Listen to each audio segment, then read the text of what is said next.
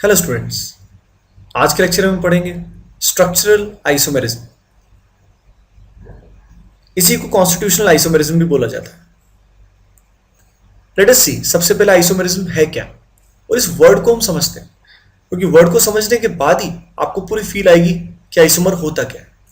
तो अब देखिए, आइसोमर जो वर्ड है ये दो यूनिट से मिलकर बना है। पहली यूनिट है iso and the second unit is मर।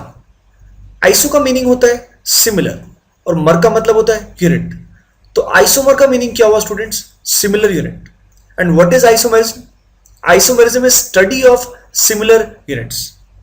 अब सिमिलर यूनिट किस रिस्पेक्ट में? क्या बिल्कुल सिमिलर होती है या सेम होती है या कुछ फर्क होता है? आइए देखते हैं with the help of few examples.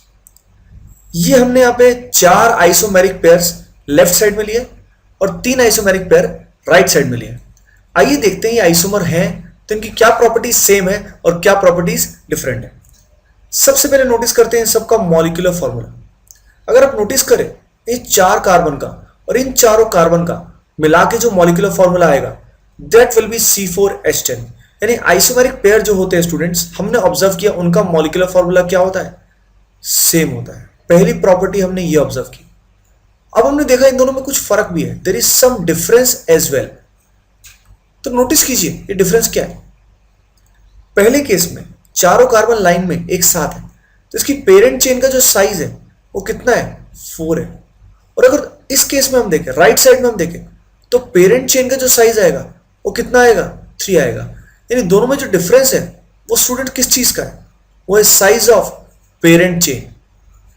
आइए अगले केस में देखते हैं। In the next isomeric pair हमने देखा इन दोनों का मॉलिक्यूलर फॉर्मूला जो है वो है C4H8। दोनों का मॉलिक्यूलर फॉर्मूला सेम है, लेकिन डिफरेंस देखिए। अगर हम आईपीएसी के हिसाब से नंबरिंग करेंगे तो नंबरिंग लेफ्ट कॉर्नर से स्टार्ट होकर इस तरीके से नंबरिंग होगी। पाई बॉन्ड का नंबर जो मिलेगा वो फर्स्ट नंबर मिलेगा।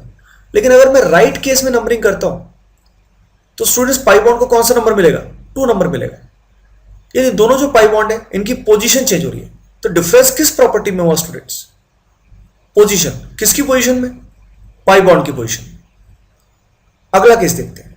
अगले केस में नोटिस कीजिए, इसमें जो मॉलिक्यूलर फॉर्मूला होगा that will be not this, that will be C2H6O। अब इसके अंदर देखिए, लेफ्ट वाले केस में अपने पास है अल्कोहल ग्रुप और राइट वाले केस में अपने पास क्या है? ईथर। तो इनके फंक्शनल ग्रुप ही डिफरेंट कर रहे हैं, फंक्शनल ग्रुप भी वेरी कर रहे हैं। अगले एग्जांपल में देखिए स्टूडेंट्स, इसमें आपको बहुत मजा आएगा। इस केस में सेकंड नंबर पे क्लोरीन है और इस राइट केस में भी सेकंड नंबर पे क्लोरीन है। लेकिन नोटिस कीजिए, ये जो क्लोरीन है ये डैश में यानी बिलो द प्लेन, ये जो स्क्रीन आपको दिखाई दे रही है, इस स्क्रीन के पीछे की तरफ ये क्लोरीन जा रहा है। और ये जो क्लोरीन है, इमेजिन कीजिए स्क्रीन से बाहर तुम्हारी तरफ आ रहा है। तो ये दोनों Cl जो है इनकी कनेक्टिविटी 2 डायमेंशन में सेम है, लेकिन 3 डायमेंशन में देखा जाए तो इनकी कनेक्टिविटी चेंज हो रही है। यानी यहां में 3 डायमेंशन में की प्रॉपर्टी चेंज हो रही है। अगला पेयर देखते हैं। नोटिस कीजिए इन दोनों का जो मॉलिक्यूलर फॉर्मूला है वो है C4H8। अब देखिए इनमें डिफरेंस किस चीज का है। तब देखिए इसके अंदर पाई बॉन्ड है, ये ओपन चेन है, और ये जो है विदाउट पाई बॉन्ड साइक्लिक है। तो एक तो हुआ रिंग और दूसरा जो हुआ वो क्या हुआ? Open chain. ये प्रॉपर्टी में बदलाव आ रहा है। अगले एग्जांपल में देखिए स्टूडेंट्स, यहां पर लिया अगेन हमने C4H8।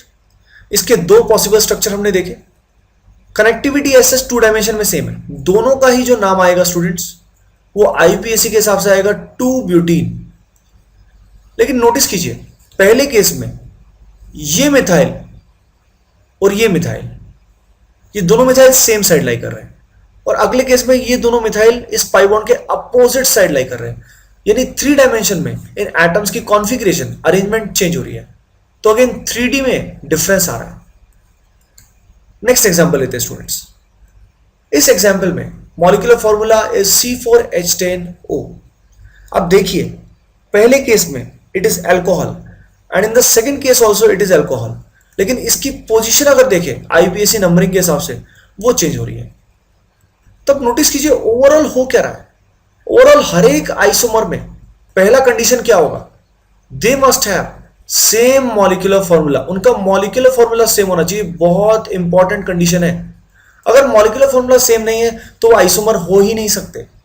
अगला कंडीशन क्या हुआ स्टूडेंट? अगला कंडीशन ये हुआ they must have at least one different property, कम से कम एक डिफरेंट स्ट्रक्चरल प्रॉपर्टी उनकी होनी चाहिए, या तो 2 डायमेंशन में या 3 डायमेंशन में। या तो पेरेंट चेन की लेंथ अलग हो, या पोजीशन अलग हो पाई बॉन्ड की, या फंक्शन ग्रुप बदल जाए, या 3D में कुछ चेंज आए, या रिंग हो और दूसरा चेन हो।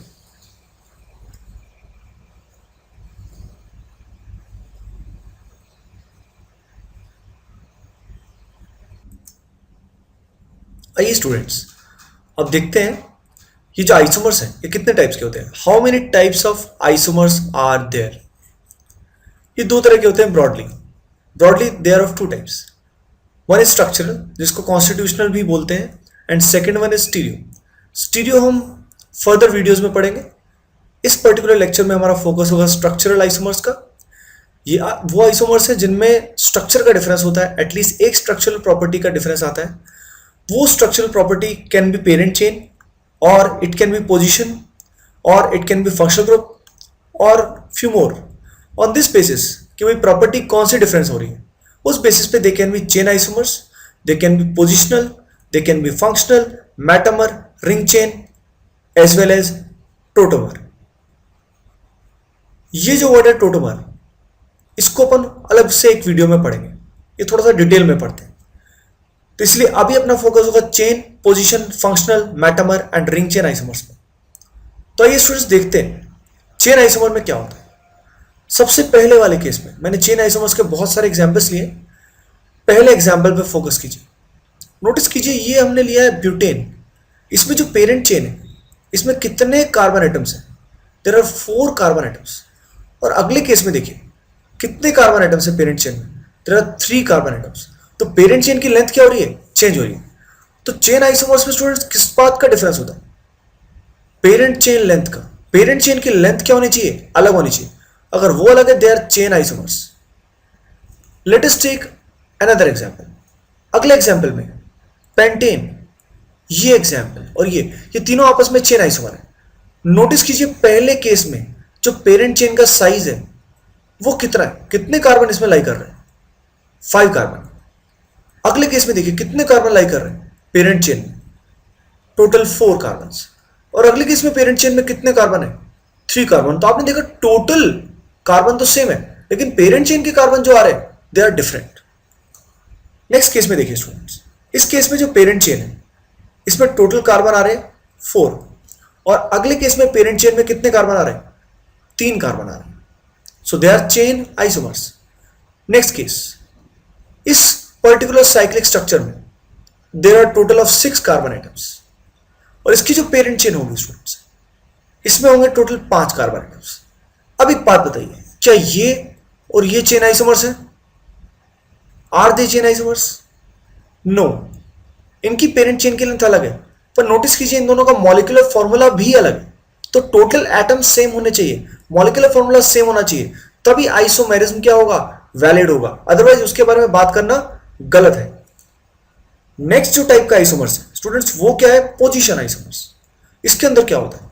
तो नोटिस कीजिए पहले 2 एग्जांपल्स में, इन दोनों में नोटिस कीजिए इनकी पेरेंट चेन लेंथ सेम है, लेकिन जो पाई बॉन्ड की पोजीशन है आईपीएसी नंबरिंग के हिसाब से वो पहले केस में 1 है और दूसरे केस में 2 है।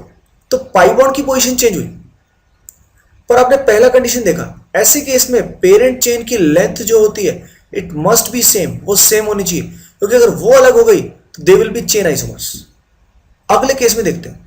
अगले केस में नोटिस कीजिए पेरेंट चेन की लेंथ सेम आ रही है, लेकिन जो ये OH ग्रुप है इस OH ग्रुप की पोजीशन पहले केस में 1 है और अगले केस में क्या है? 2 है। अगला क्वेश्चन देखते हैं स्टूडेंट्स। यहां पे पेरेंट चेन की लेंथ सेम है, लेकिन नंबरिंग करते हैं तो फर्स्ट और सेकंड नंबर पे क्लोरीन लाई करता है, लेकिन अगले केस में दोनों के दोनों क्लोरीन सेकंड पोजीशन पे लाई करते हैं। तो आपने देखा पोजीशन आइसोमर्स में या तो पाई बॉन्ड की पोजीशन चेंज होती है, या फंक्शनल ग्रुप की पोजीशन चेंज होती है, या किसी लोकेंट की पोजीशन चेंज होती है। तो किसी ना किसी चीज की पोजीशन चेंज होनी चाहिए, और parent chain length must be same. ये होते हैं position isomers. Now let us focus on functional isomers. वैसे तो नाम से ही पता लग रहा है, फंक्शनल आइसोमर्स जो होते हैं इनका फंक्शन ग्रुप क्या होता है, डिफरेंट होता है। जैसे पहले केस में देखो, पहले पेयर में देखो, इस पेयर के अंदर ये जो पहला एग्जाम्पल है it is alcohol and this is ether. ये अल्कोहल ईथर, इन दोनों का मॉलिक्यूलर फॉर्मूला सेम है लेकिन फंक्शन ग्रुप क्या है, डिफरेंट है। दे have different functional group.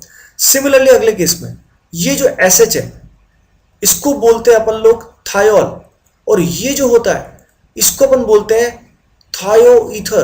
This is थायो ईथर। ये दोनों एक दूसरे के क्या हुए, फंक्शनल आइसोमर्स। अगले केस में नोटिस कीजिए स्टूडेंट्स, ये सी डबल बॉन्ड OH जो है इसको अपन बोलते हैं एसिड, और ये जो होगा इसको अपन क्या बोलते हैं, ester. They are functional isomers.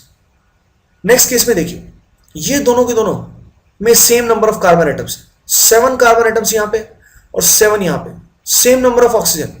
लेकिन ये जो ग्रुप है इस पूरे ग्रुप को स्टूडेंट्स क्या बोलेंगे अपन, it is a phenol functional group. और ये जो फंक्शनल ग्रुप होगा स्टूडेंट्स इसको अपन क्या बोलेंगे, इट इज ईथर। ये होगा ईथर। आइए अगला एग्जांपल देखते हैं। इस एग्जांपल में दिस इज अमाइन, ये अमाइन है 1 degree and this amine is 2 degree. इनकी डिग्री बदलने से फंक्शनल ग्रुप डिफरेंट माना जाता है। सो दे आर फंक्शनल आइसोमर्स। अगले केस में देखते हैं, ये जो सी डबल बॉन्ड बीच में आया इसको अपन क्या बोलते हैं स्टूडेंट्स, इसको बोलते हैं कीटोन। और ये नेक्स्ट वाला जो है इसको क्या बोलते हैं, इसको बोलते हैं एल्डिहाइड। तो आपने देखा फंक्शनल आइसोमर्स में they have different functional groups. Let us take the next case, ring chain isomers. नाम से आइडिया लग रहा है, एक स्ट्रक्चर होगा cyclic and the second structure is open chain. अगर ऐसा हो तो उसको रिंग चेन आइसोमरिज्म बोलते हैं। Let us take the example of first pair. इस पेयर के अंदर लेफ्ट वाला जो है ये हमारा ओपन चेन है और राइट वाला जो हमारा है ये है साइक्लिक। तो इस केस में बोलेंगे it is ring chain isomers because one of the isomer is cyclic and other is open chain. इस केस में देखिए दोनों का जो मॉलिक्यूलर फॉर्मूला है students it will be C4H6। दोनों का dB value is same, double bond equivalent is same, but one is cyclic and other is open chain. So when one of the isomer is open chain and another is cyclic, it is known as ring chain isomers. One of the similar example is this one, जिसके अंदर ये और benzene दोनों एक दूसरे के ring chain isomers हैं। Now let us study metamers. Metamers को पढ़ते हैं। मेटामर्स पढ़ने से पहले अपने को ये जानना पड़ेगा, बहुत जरूरी है कि ब्रिजिंग फंक्शनल ग्रुप क्या होता है। Because in bridging functional group only metamers is possible. तो देखिए ये जो ईथर है, ये जो थायो ईथर है, ये जो कार्बोक्सिलेट यानी एस्टर, ये जो कीटोन है और ये जो 2 डिग्री एमाइन है, ये सभी के सभी ब्रिजिंग फंक्शनल ग्रुप कहलाते हैं स्टूडेंट्स। द रीजन इज ये सारे के सारे नोटिस कीजिए, ये 2 एल्काइल ग्रुप्स को आपस में जोड़ते हैं। पहले केस में आपने देखा R1 R2 को O ने जोड़ा, अगले केस में सल्फर ने R1 R2 को जोड़ा। इस तरीके से ब्रिजिंग फंक्शन ग्रुप वो है जो एक पुल की तरह, एक ब्रिज की तरह एक्ट कर रहा है और 2 एल्काइल ग्रुप्स को आपस में जोड़ रहा है। Now let us take example of metamers. सबसे पहला एग्जांपल जो हम लेते हैं वो कुछ ऐसा है स्टूडेंट्स, ये दोनों ईथर एक दूसरे के मेटामर्स कहलाते हैं। ऐसा क्यों, नोटिस कीजिए, ये जो एल्काइल ग्रुप है इट इज इथाइल। अब ये जो इथाइल ग्रुप यहां पे लाई कर रहा है, नीचे वाले ग्रुप में अगर हम नोटिस करें ना तो ये लेफ्ट में और ना ही ये राइट में कहीं पे भी अवेलेबल है। सिमिलरली ये जो इथाइल है नीचे ना तो ये राइट में ना ये लेफ्ट में कहीं पे भी अवेलेबल नहीं है। तो इन दोनों में ऊपर और नीचे वाले ग्रुप्स में they have different alkyl groups. इनके डिफरेंट एल्काइल ग्रुप्स होते हैं across the bridging functional groups. तो मेटामर के अंदर इस फंक्शनल ग्रुप के अक्रॉस जो एल्काइल ग्रुप है दे मस्ट बी डिफरेंट जब पहले एटम को, पहले ग्रुप को दूसरे से कंपेयर करें। Let us take one more example. यहां पे हमने लिया methyl C double bond O और यहां पे लिया फिनाइल, और यहां पे लेटर से हमने लिया phenyl C double bond O और यहां पे लिया मिथाइल। ध्यान से देखिए स्टूडेंट्स, ये जो मिथाइल है ये कार्बन से जुड़ा है और ये जो मिथाइल है ये ऑक्सीजन से जुड़ा है, तो they are not same. Similarly यहां पे फिनाइल O से जुड़ा है और यहां फिनाइल C से जुड़ा है। तो इन दोनों की जो रिलेटिव फंक्शनल ग्रुप्स हैं, रिलेटिव एल्काइल ग्रुप्स हैं, they are different, so they are metamers. लेकिन एक बात बताइए, मान लीजिए ऐसा कुछ क्वेश्चन, अब बताइए ये मेटामर्स होंगे या नहीं होंगे? वीडियो को पॉज कीजिए और सोचिए। तो देखिए दे आर नॉट मेटामर्स, ये मेटामर्स नहीं है, क्योंकि ये जो मिथाइल ग्रुप है और ये जो है दे आर डिफरेंट। पर यहां पे इन दोनों का फंक्शनल ग्रुप ही क्या हो रहा है, सॉरी मॉलिक्यूलर फॉर्मूला जो हो रहा है चेंज। मॉलिक्यूलर फॉर्मूला चेंज हो रहा है, तो इस केस में दे आर नॉट आइसोमर्स, ये आइसोमर्स ही नहीं है, मेटामर्स कहां से होंगे? Let us take one more example. अगले एग्जांपल में we have taken this one and one is this one. इन दोनों में अगर हम कंपेयर करते हैं, ध्यान से देखिए ये मिथाइल आपको यहां तो नहीं मिलेगा आपको, लेकिन यहां मिलेगा। अब ये ग्रुप ए ग्रुप एंड यहां पे लेट अस से बी, ये दोनों हो गए सेम। यहां पे देखिए इथाइल है, इसको सी मान लेते हैं, और यहां पे डी, ये दोनों सेम आ रहे हैं। तो ऐसे केस में दे आर नॉट मेटामर्स, क्योंकि एल्काइल ग्रुप्स इनमें क्या आ रहे हैं, सेम आ रहे हैं। सो आइए स्टूडेंट्स अब कुछ क्वेश्चंस करते हैं। पहला क्वेश्चन जो हम करेंगे उसमें आपसे पूछा गया draw positional isomers of C3H6Cl2। आपको एक मॉलिक्यूलर फॉर्मूला दिया है और आपको इसके पोजिशनल आइसोमर्स बताने हैं। सेकंड जो चीज आपको करनी है उसके बारे में अपन बाद में फोकस करेंगे, इसमें आपको क्लोरोब्रोमोबेंजीन के पोजिशनल आइसोमर्स बताने हैं। सबसे पहले हम करते हैं C3H6Cl2, इसके पोजिशनल आइसोमर्स। तो कभी भी अपने सामने मॉलिक्यूलर फॉर्मूला है, सबसे पहले स्टूडेंट्स अपने को निकालना होता है DBE, that is double bond equivalent. मैं एज्यूम करता हूं आपने पिछले वीडियोस देखे होंगे और आपको DBE के बारे में पता है। अगर इसका DB वैल्यू निकालेंगे तब पाएंगे कि इसका DB वैल्यू जो आया है वो 0 आया है। अगर इसका DB वैल्यू 0 आया है, इसका मतलब इसके अंदर कोई पाई बॉन्ड नहीं होगा, कोई रिंग नहीं होगी। The compound is completely open chain, compound जो है वो ओपन चेन है। अगर ये ओपन चेन है तब कैसे इन स्ट्रक्चर्स को बनाएंगे? सबसे पहले बॉन्ड लाइन नोटेशन यूज करके ये 3 कार्बन की एक चेन बनाएंगे। अब 3 कार्बन की चेन बनाने के बाद इसके अंदर किसी पाई बॉन्ड की जरूरत अपने को नहीं है। अपने को इसमें किसको प्लेस करना है? क्लोरीन के 2 एटम्स को प्लेस करना है। उसके कितने पॉसिबल अरेंजमेंट्स हैं ये हमें बताना है।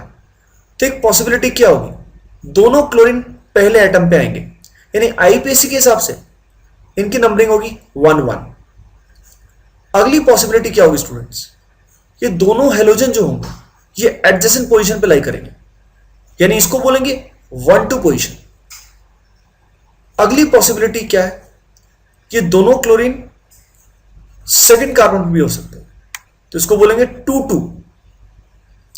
अब क्या कोई और पॉसिबिलिटी बची? There is one more possibility, ये दोनों Cl जो है एक 1 पे और एक 3 पे आ सकता है। अब सोचिए क्या कोई और पॉसिबिलिटी बची? तो आप पॉज करके देखिएगा, there is no other possibility left. तब नोटिस कीजिए इन सबकी पोजीशन जो हो रही है लोकेंट्स की, इट इज चेंजिंग। तो इसके 4 पोजिशनल आइसोमर्स हुए। नेक्स्ट केस में आपके बारे में लिखा हुआ है क्लोरोब्रोमोबेंजीन, यानी बेंजीन इसमें होगा ये पक्का है। उसके अलावा क्या होगा? उसके अलावा इसमें क्लोरीन और ब्रोमीन लाई करेगा।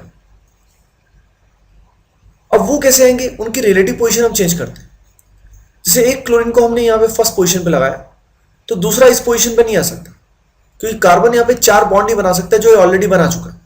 तो अगला ब्रोमीन जो होगा वो इसके रिलेटिवली इस पोजीशन पे लाई करेगा। अब इस बात का ध्यान रखिएगा, अगर आप ब्रोमीन को यहां लगाते और क्लोरीन को यहां लगाते तो ये दोनों जो है ये एग्जैक्टली सेम है, दे आर नॉट डिफरेंट, क्योंकि दोनों की नंबरिंग 1-2 आएगी आईपीएसी के हिसाब से। अगली जो पॉसिबिलिटी आएगी दैट विल बी, एक क्लोरीन यहां पे आएगा एंड नेक्स्ट ब्रोमीन उसके रिस्पेक्ट में मेटा पोजीशन पे लाई करेगा। सिमिलरली एक और पोजीशन जो होगी वो कौन सी होगी? Para position. तो 3 पॉसिबल स्ट्रक्चर्स होंगे स्टूडेंट्स जो बनेंगे क्लोरोब्रोमोबेंजीन के पोजिशनल आइसोमर्स। इन सब की पोजीशन चेंज हो रही है। अब एक बात बताइए छोटी सी, अगर इसी में मैं यहां पे ब्रोमीन रखता हूं और ये नीचे Cl रखता हूं तो ये क्या एक नया पोजिशनल आइसोमर होगा? और अब नोटिस करेंगे ये दोनों जो हैं ये क्या है, सेम है। यहां पे ब्रोमीन 1 पे 4 क्लोरीन पे है, बस दिखाने का तरीका थोड़ा सा क्या हुआ, अलग हुआ। बाकी सब कुछ क्या है स्टूडेंट्स, सेम आ रहा है। आइए अगले कुछ क्वेश्चंस करते हैं। You have to draw structural isomers having the molecular formula C3H8।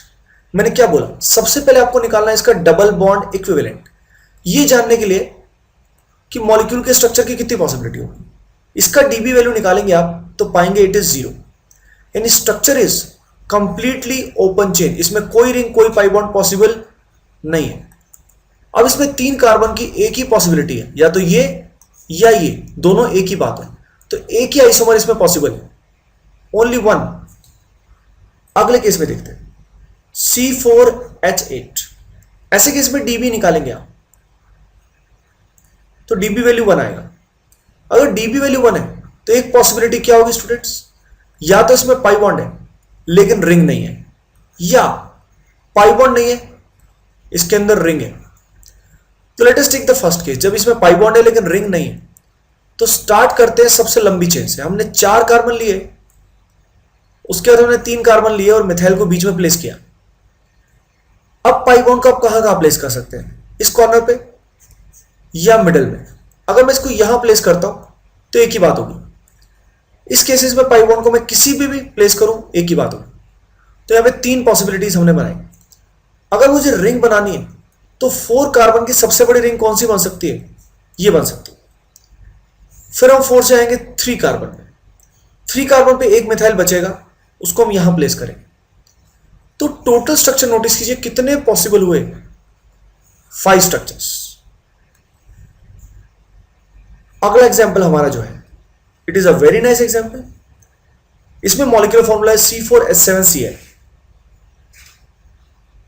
अगर इसका डीबी वैल्यू आप निकालते हैं तो इसका डीबी वैल्यू आएगा 1। और 1 डीबी वैल्यू में अगेन 2 पॉसिबिलिटीज है, या तो पाई बॉन्ड होगा, रिंग नहीं होगी, या पाई बॉन्ड इसमें नहीं होगा और एक रिंग इसके अंदर पॉसिबल होगी। तो इसमें कौन कौन से पॉसिबल स्ट्रक्चर्स हैं, ये आप अपने आप बनाइए, आप अपने आप सोचिए। आंसर मैं आपको दे देता हूं। नेट स्ट्रक्चर जो पॉसिबल आएंगे दे आर 12। आइए स्टूडेंट्स देखते हैं आज के लेक्चर में आपने क्या क्या जाना। आज के लेक्चर में आपने कई चीजें जानी। You have learned about structural isomers, यानी constitutional as well as structural isomers के बारे में आपने जाना। आइसोमर का मीनिंग आपने जाना, they are similar units having at least 1 different property. ये बहुत टाइप के होते हैं, चेन पोजिशनल,